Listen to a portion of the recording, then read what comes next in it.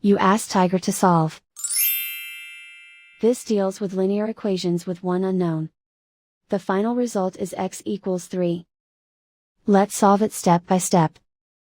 Group all constants on the right side of the equation. Subtract 11 from both sides. Simplify the arithmetic.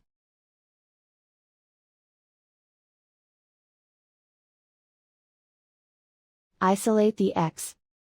Divide both sides by 7. Simplify the fraction. Find the greatest common factor of the numerator and denominator.